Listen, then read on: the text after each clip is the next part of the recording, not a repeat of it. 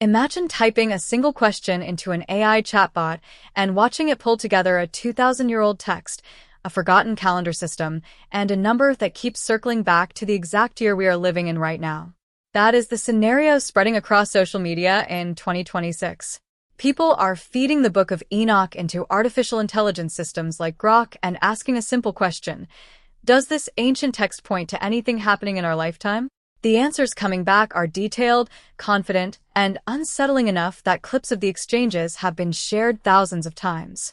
Before diving into what was actually said, it's worth being upfront about something. This isn't a claim that the future has been decoded, and it isn't a warning dressed up as fact. It's a look at why an ancient, mostly forgotten book is suddenly colliding with modern technology, and what happens when we ask a machine to find meaning in a text that was never designed to be read that way. To understand why this conversation exists at all, you have to understand what the Book of Enoch actually is. It isn't a fringe text invented recently for entertainment. It's an ancient Jewish religious writing, likely composed in pieces over several centuries before the time of Jesus, attributed to a figure named in the Book of Genesis. According to that biblical account, Enoch was the seventh generation removed from Adam, and unlike the other names listed in that lineage, his story doesn't end with a normal death. Genesis says only that Enoch walked with God, and then he was gone. No burial, no age at death recorded in the usual way, just a sentence that has puzzled and fascinated readers for thousands of years. That single strange line was enough to make Enoch one of the most mysterious figures in the entire Hebrew Bible, and it opened the door for later writers to imagine what might have happened to him during that walk with God. The text that carries his name today, often called First Enoch to distinguish it from other Enoch-related writings, is far more than a short story. It's a sprawling collection made of multiple sections, each with its own focus and its own literary style, which tells us it was likely written by different hands across different generations and later stitched together. One section describes rebellious heavenly beings who abandon their proper place and interfere with the human world. Another introduces terrifying half-human, half-divine offspring. There are chapters devoted to how the heavens are structured, chapters that read almost like an ancient science manual explaining the movement of the sun and moon, and chapters that walk through the sweep of human history from creation to a final day of judgment.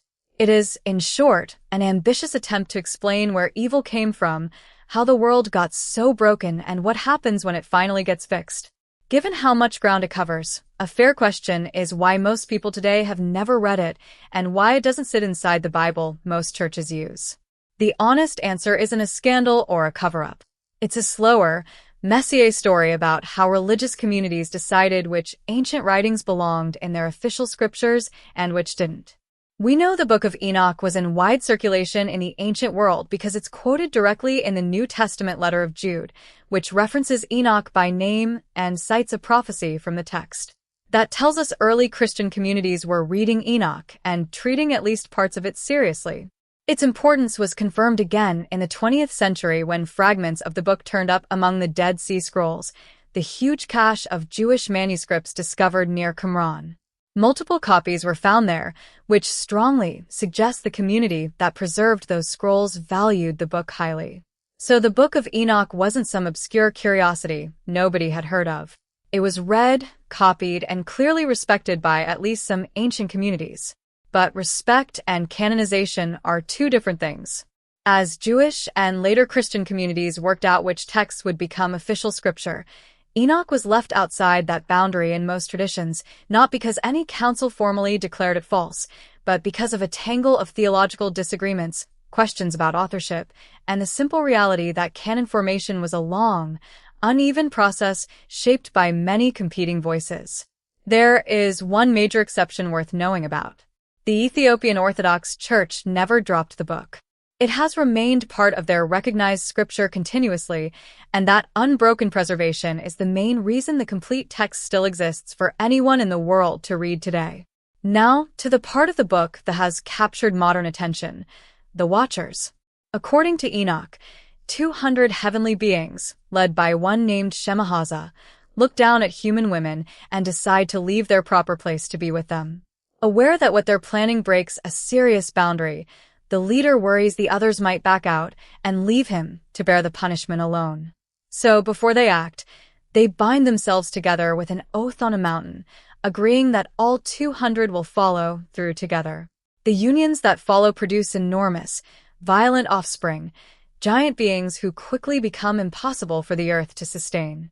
They consume everything humans produce, and when that isn't enough, they turn on people directly. The text describes escalating bloodshed until the suffering reaches heaven itself. At the same time, the Watchers commit a second offense. They start teaching humanity things the text insists were never meant to be shared. One of them, a figure named Azazel, teaches people how to forge weapons and armor, how to work metal into blades, and how to use materials for jewelry and cosmetics that Enoch frames as tools of vanity and deception. Others teach forbidden knowledge of a different kind. Spells, the medicinal and harmful use of plants, and the reading of the stars and skies for signs. In the logic of the text, this isn't neutral information.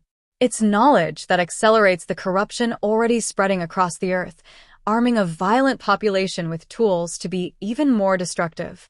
Eventually, according to the narrative, the cries of suffering humanity reach the highest levels of heaven, and 4 archangels, Michael, Gabriel, Raphael, and Uriel, bring the crisis before God. Noah is warned of the coming flood. Azazel is condemned and bound in darkness. The giant offspring are destroyed, though the text adds an eerie detail.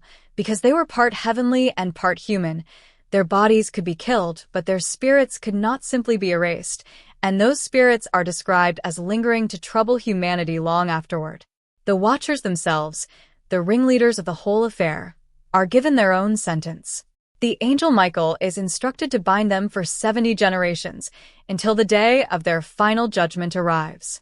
That number, 70 generations, is where the modern fascination with 2026 begins. It's a specific, countable figure, which makes it tempting to treat like a timer someone could theoretically run out.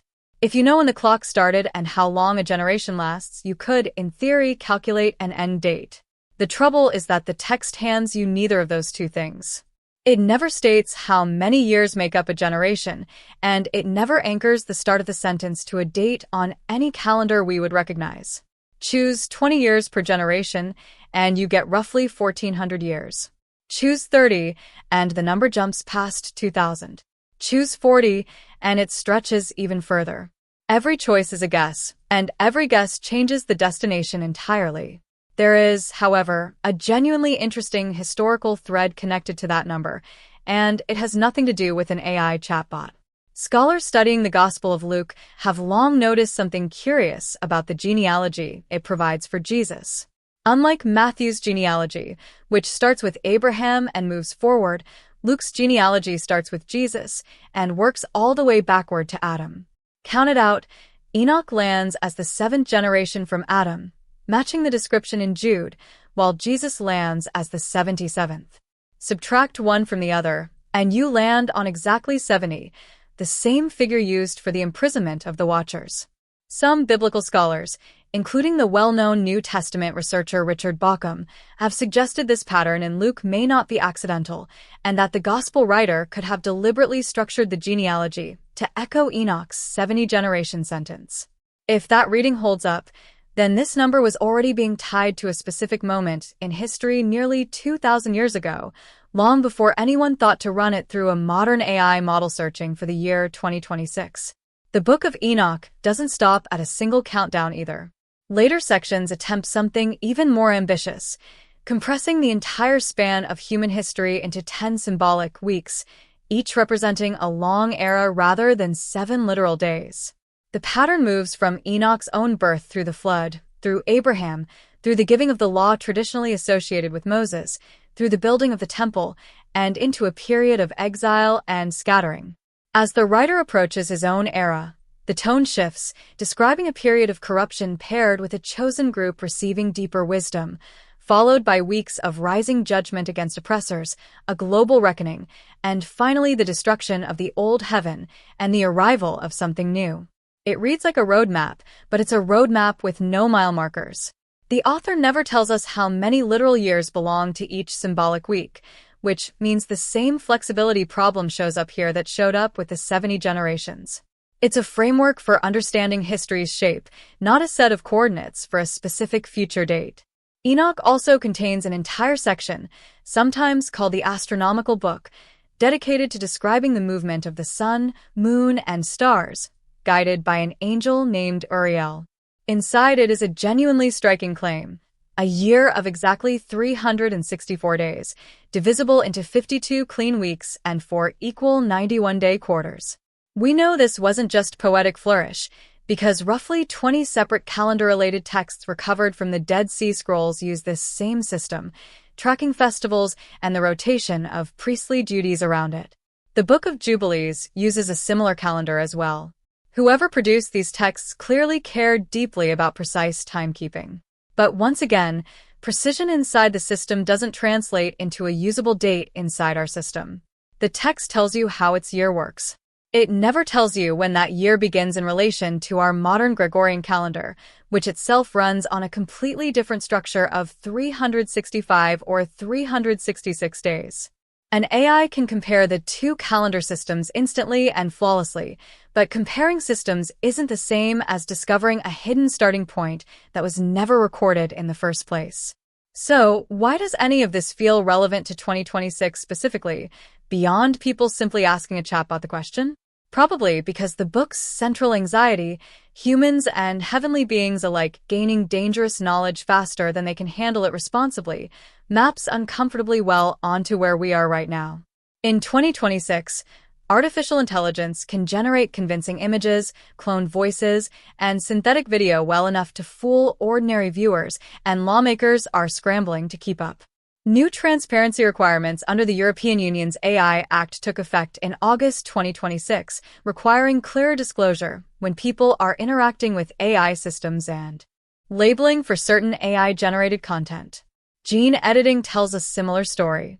Tools like CRISPR have moved from laboratory experiments to approved medical treatments, including therapies for severe sickle cell disease that were expanded to younger patients through 2026, offering real hope to people who have suffered for generations. Yet the same technology that can cure disease raises serious, unresolved questions when it comes to edits that could be passed down to future generations, which is exactly why international health bodies continue pushing for stronger oversight. None of this proves an ancient book predicted modern headlines. It simply shows that the fear at the center of Enoch's story, powerful knowledge outrunning human wisdom, never really went out of style. The Book of Enoch also doesn't let the powerful off easy. In a later section known as the Book of Parables, a mysterious figure called the Son of Man, also referred to as the Chosen One, is described sitting in judgment over kings and rulers who assumed their authority made them untouchable. In Enoch's vision, earthly power offers no protection when the final reckoning comes. That theme, arrogance meeting consequence, forbidden knowledge outpacing wisdom, and a world groaning under choices made too quickly, is probably the real reason this ancient text keeps resurfacing in 2026 conversations. Not because a machine cracked a secret code hidden in its pages, but because the questions it was wrestling with 2,000 years ago are still the questions we're wrestling with today. Whether you read Enoch as scripture, folklore, or an ancient attempt to make sense of a violent world, the honest conclusion is this: the text gives us numbers, patterns, and warnings, but it was never built to hand a modern reader, human or artificial, a precise date. What it offers instead is a mirror, and it's up to each of us to decide what we see reflected in it.